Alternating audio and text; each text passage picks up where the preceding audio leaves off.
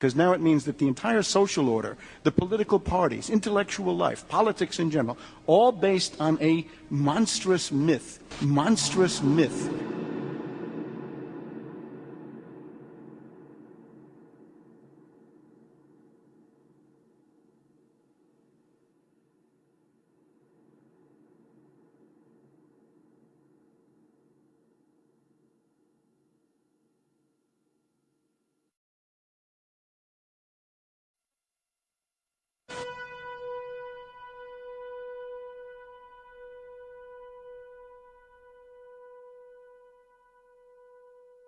Look, the CIA has done in this country, what they've done to us is unbelievable.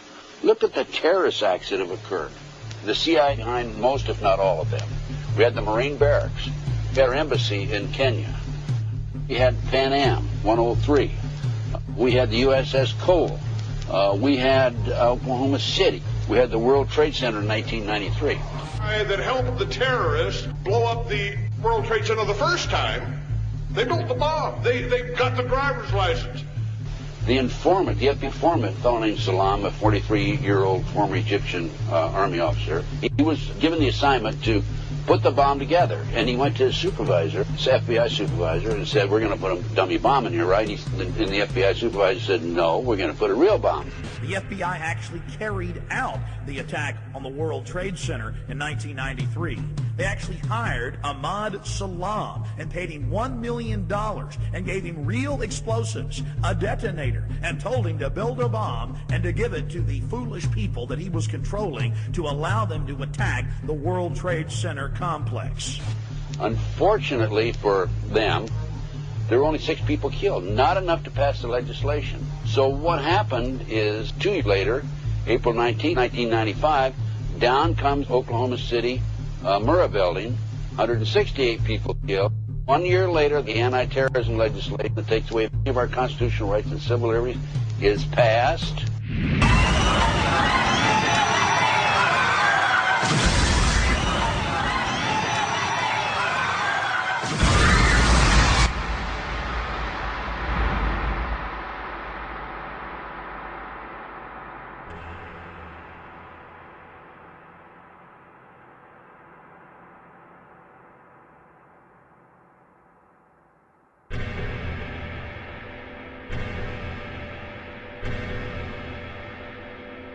Because at 9:30 this morning, we were actually running an exercise for over a company of 1,000 people in London, based on simultaneous bombs going off precisely at the railway stations that happened this morning.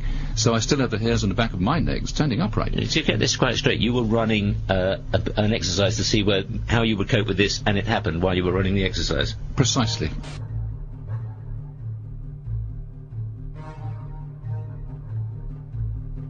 Supposed to believe is some kind of coincidence, there was also an anti-terrorist drill going on 7/7. And again, just like 9/11, they were talking about attacks on the same targets, the same kind of tube stations, and exactly the same time as the actual attack happened, providing some kind of cover for what must be operations orchestrated in some way by the state.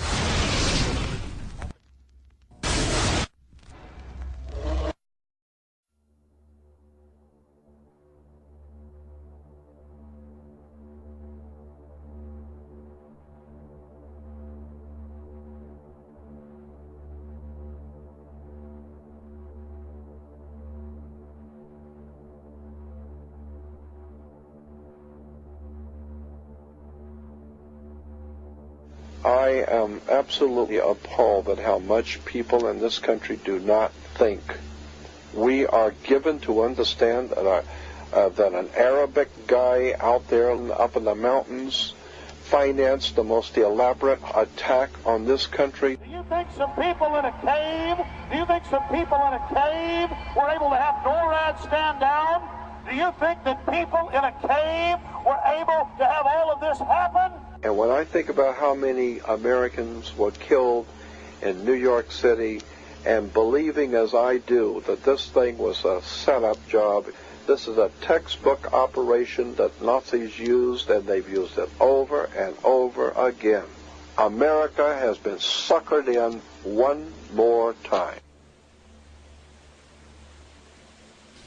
I don't have to tell you things are bad. Everybody knows things are bad. The dollar buys a nickel's worth. Banks are going bust. Shopkeepers keep a gun under the counter. Punks are running wild in the street, and there's nobody anywhere who seems to know what to do, and there's no end to it. We know the air is unfit to breathe, and our food is unfit to eat. We sit watching our TVs while some local newscaster tells us that today we had 15 homicides and 63 violent crimes, as if that's the way it's supposed to be. We know things are bad, worse than bad. They're crazy. It's like everything everywhere is going crazy, so we don't go out anymore. We sit in the house, and slowly the world we're living in is getting smaller, and all we say is, please, at least leave us alone in our living rooms. Let me have my toaster and my TV and my steel-belted radios, and I won't say anything. Just leave us alone. Well, I'm not going to leave you alone. I want you to get mad. I don't want you to protest. I don't want you to riot. I don't want you to write to your congressman because I wouldn't know what to tell you to write. I don't know what to do about the depression and the inflation and the Russians and the crime in the street. All I know is that first, you've got to get mad. You've got to say, I'm a human being. God damn it. My life has value.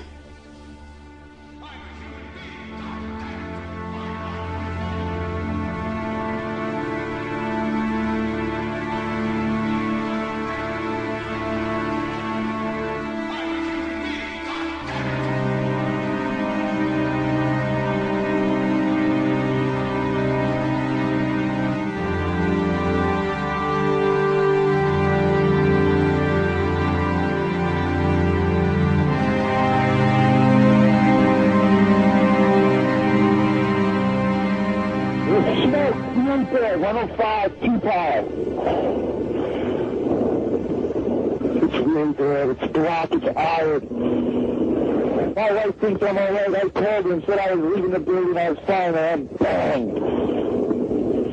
To three of us, 2 broken windows. Oh, God! Ah!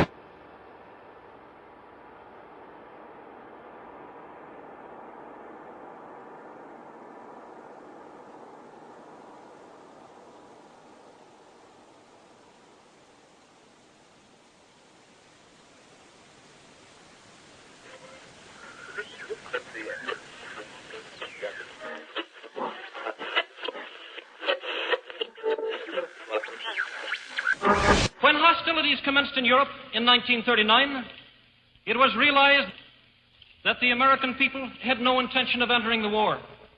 But they believed that this country could be enticed into the war in very much the same way that it was enticed into the last one. They planned, first, to prepare the United States for foreign war under the guise of American defense. Second, to involve us in the war step by step without our realization. Third, to create a series of incidents which would force us into the actual conflict.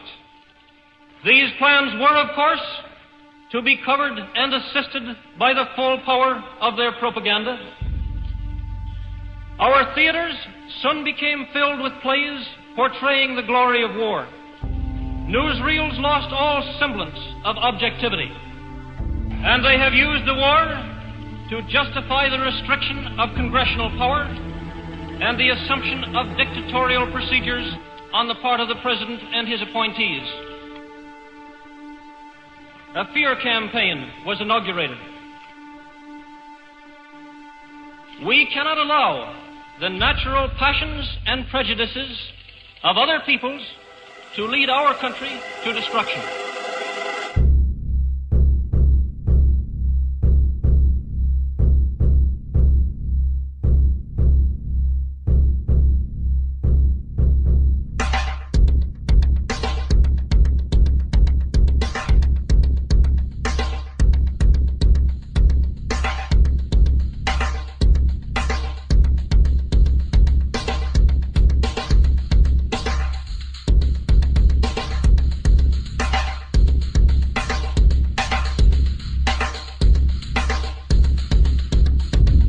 In 1775, the American Revolutionary War began as the American colonies sought to detach from England and its oppressive monarchy.